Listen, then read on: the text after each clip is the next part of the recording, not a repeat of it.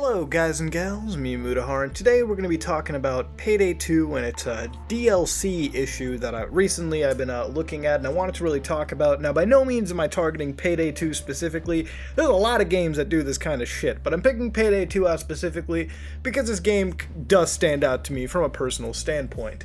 Now, Payday 2 is a game that I purchased full when it released initially, and that was a long time ago. That was when I used to live in like my old house, you know?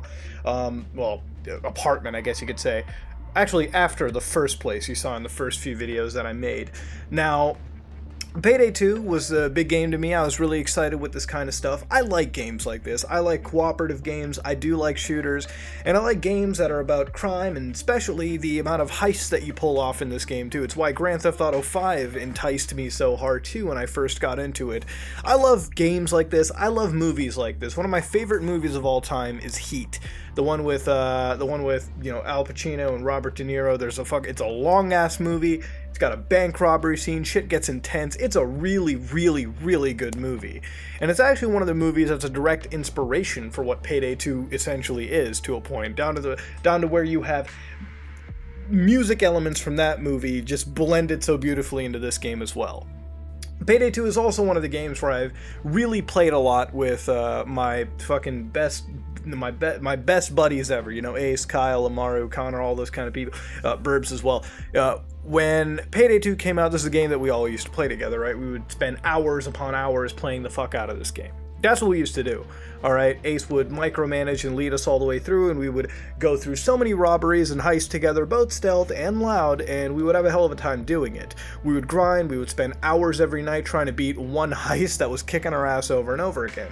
And, of course, as we kept playing the game, we slowly fell out, we covered different things, we came back here and there, and then, you know, we dip out and play different games here and there. But every time, you know, every so often I do dip back into Payday 2. Now, as I was dipping back this time, or about to, I noticed that they were releasing the Scarface heist pack, and the Scarface pack DLC and whatnot.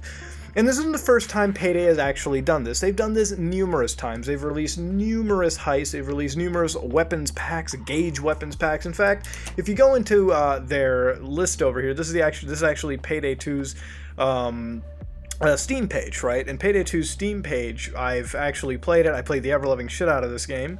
But if you go through over here, you'll notice that it has a lot of DLC that I actually personally own, just because I picked these up off of some Steam sales here and there when they're not priced at $7 or $8 a heist. Now, if you look through, the actual game will cost you about $21, right? $66 if you happen to buy a 4-pack to share amongst friends. You can get a Game of the Year edition for $54.99, but it doesn't include everything on the DLC list, obviously.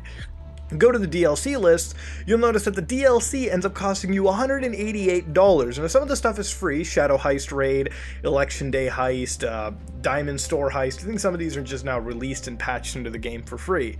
But then you got things like Gauge Spec Ops Pack, or the Overkill B-side soundtrack, which is just soundtrack and extra stuff for the game. Bomb Heist, the Dragon Character Pack, the Butcher's Barbecue Pack. You get just John Wick Character Pack. It was a free pack over there anyways. You get the Hotline Miami pack, which you can tell there's a lot of packs released into this game. There's a lot of updates, there's a lot of new stuff. There's a lot of new achievements added, a lot of stuff. A lot of this game has been patched to hell. When you initially bought it once, it was completely different than what it is now. If you look at the Xbox 360, PlayStation 3 versions of the game, they are nowhere close to what the game is today. In fact, they stopped being patched just because trying to patch games on a console can be a little more intense than your standard patching process on PC, where, you know, you can just shit it out and it'll go onto the PC and we'll all update the game. On the consoles, you have to go through so many regulatory phases and whatnot. You have to pay an exorbitant amount of fees to Microsoft and Sony to actually update games. I don't think that's the case now, but it happens. But regardless, they re-released the game on the PS4 and the Xbox One as the Crime Wave edition, and then I swear to God, I noticed again, for $60, They have like this Payday 2 Big Score expansion or like re-release on the Xbox One, PS4. It's so weird how many times this game has fucking come out. Now, it's not a bad game by any imagination, but ladies and gentlemen, the amount of DLC pricing is absurd. 188 Canadian dollars, a little bit less, I guess, for US, but you know, it balances out exchange rate wise. That's a lot of fucking DLC for this game. It has so much DLC that you could actually have just released Payday 3 instead. You know, there's a point where you can sort of look away from a lot of the DLC that's released, right? Like, Final Fantasy 15 has the cup noodles bullshit, you know? Where it's a nice little joke DLC, I guess you could say. But here, it's like there's a lot of DLCs tossed in just for the sake of crossover and whatnot. You got the Scarface DLC, you got John Wick tossed in, you fucking got... You got a lot of DLC in here that's just basically references and whatnot, and that's cool, that's fine, I understand why it's there, but holy fucking crap, there's a little bit of a limit that comes to it, ladies and gentlemen. At this point, Payday 3 could have actually been a thing. It's been a long time since Payday 2 has been out. In fact, Payday 3, as far as I know, it's being worked on. But the thing is, Payday 2 is a game that's throwing out so much DLC for people to really sink their teeth into, and it's really not looking like we're getting Payday 3 anytime soon, just because of how much Payday 2 is really just being hoarded out at this point. And again, by no means am I saying it's bad, it's just fucking mind-boggling, right? And since that time, this game has also adopted that same crate case mechanic that Counter-Strike Global Offensive pushed out so heavily. And they recently got a whole lot of flack for it too, just because of how the gambling and stuff worked on that front. Payday 2 introduced the crates as well, but they just did it in a really shitty way too. Basically, if you missed out on it, what Payday 2 essentially did was when the crates came out, they would include these stat changing weapons, right? Like, so for example, it would add stuff to make you perform better during a heist. Now, Payday 2 doesn't have any PvP elements, but, you know, anything that's stat changing that allows you to that you have to pay money to in order to unlock is pay to win. And it's not even pay to win, it's pay to kind of win, because remember, none of these things are guaranteed out of a crate. It's like hitting a slot machine, right? Now, in due time, they've changed that to purely cosmetic gun skins a la Counter-Strike Go, but, you know, it's still kind of shady that they did that in the first place, especially when the developers for Payday 2, mind you, said microtransactions, God, don't expect us to put that into the game. You shameful for you to even think about it, you know? Well, guess what? They did it, you know? That's, you know, not shameful at all, motherfucker. We knew this. So Payday 2 went through all those trials and tribulations, and here we are at the end where now it's telling me to buy a Scarface heist pack. Look, I don't have a problem with buying stuff. I know there's going to be a lot of people that say, you don't have to buy it, alright? You know, what are you fucking, like, I know you don't have to buy it. You don't have to. And it's not even the money that's the issue. I can part with $15 fucking for this kind of stuff. But the thing is, we always like to talk about how we are against nickel and diming, but that's exactly what's going on over here, is that the amount of nickel and diming that is going on for the average consumer is fucking mind-bogglingly absurd, ladies and gentlemen. We are paying an absolute, we're paying about $188 for what? Some gun skins, characters, well, the way characters look, I guess, because let's be honest, it's not like they changed the way they play the game anyways, right? It's just a new character skin, I guess you could say, with some new dialogue. The heists, sure, but $7 per heist, it's a little bit steep, you know what I mean? Especially when the game does in fact release some free heists, and some pretty decent ones in that too. It's just a weird situation that you're in. You don't really have to buy anything like this unless you want it. You can even play the heist with somebody who actually bought the DLC on their own just by joining in onto their session.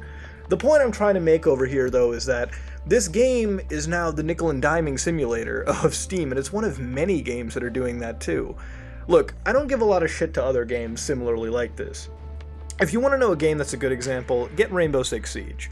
Rainbow Six Siege is a game that constantly gives you free updates. It's designed for longevity, like I guess this game would be too. Except in that game, you can either grind the ever-living shit out of it to get operators, which that's a fair grind, or you can buy them, of course, but, you know, you can grind it and work your way through it. Here, it's like the game introduces content like that too, new maps, new characters, you know, every few months. But instead, the company behind this, Starbreeze 505, whatever, they charge you. They literally will just charge you an exorbitant amount, I would say, for very little content, to be honest. And to an extent, a lot of people are fine with it. Now, of course, if you read the Steam reviews for it, there's a lot of people who are really, you know, calling it out here. For example, there's a lot of people who are like, buy the new DLC to unlock this review. That's not really wrong. I mean, there's a lot of fucking DLC for this game. You could buy the core title and be totally left behind because you don't have basically 75% of what the game is nowadays. And of course, are some people fine with this? Sure. But the thing is, if this happened anywhere else with any other game, specifically on like the Xbox One and PS4, people would be up in arms about it too, just because this is a pretty fucked up shady practice. And the thing is, it kind of needs to be nipped in the ass. Because at this point, with the amount of content that has been released in little micro DLCs, could have basically amounted to a full Payday 3. But sure, Payday 3, making a new game takes time, it takes effort, it takes a lot of fucking resources, without a doubt. And frankly, there's a lot more money to gamble on that than just releasing little micro DLCs. But at this point, what is the limit between jerking the person off that's playing Payday 2, the community behind it that really is the community that powers this game to even be successful in the first place, and not really giving them the third game that I think a lot of people who are playing the shit out of this game are really craving? Because the thing is, it's not a bad game. Payday 2 is one of the games that you could, if you have like a fucking party of 4, if you have consistent friends, this could be one of the best games that you'll ever play in a long time. You get so many hours out of this. But that does not mask the shitty practices that this game has unfortunately very recently put itself into. And it seems ever since with these new heist packs, which, have sort of hit me before, it's gotten a little bit haywire, especially if you're just looking at this title screen right over here, they have a whole fucking icon that showcases buy the heist pack, and they got like all these buy more packs down over here. It's kind of absurd, to be totally honest with you.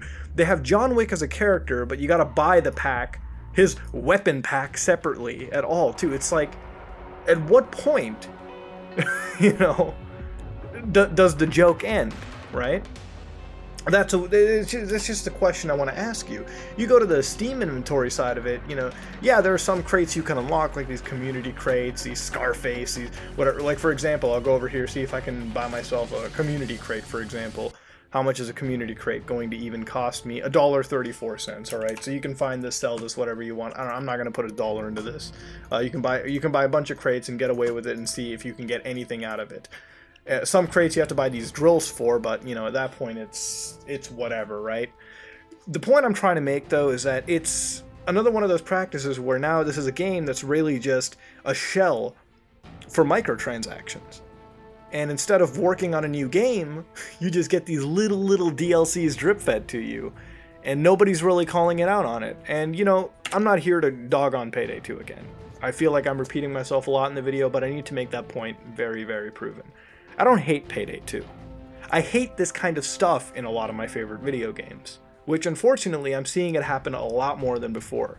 People are thinking this is what's keeping the game running. The constant grind, the little extra DLC packs that seem to revitalize the game every time. No, it doesn't.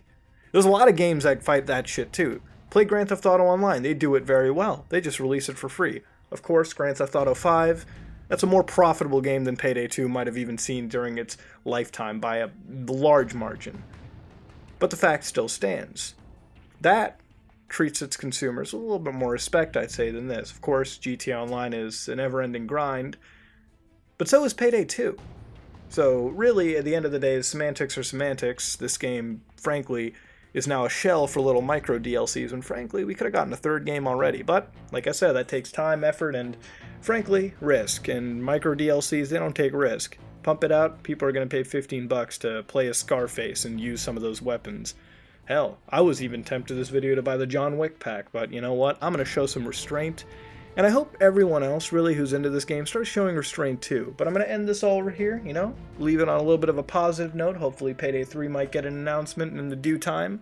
More gameplay might actually be shown out of that, and maybe the Scarface heist pack might be the end, or close to, for this wave of micro DLCs on just this game, and frankly, most other games for the most part too. I just felt like I had to talk about it. It's something that's been really nagging at me, so, now I got it out in the open, I feel better, I can kind of go to sleep right now.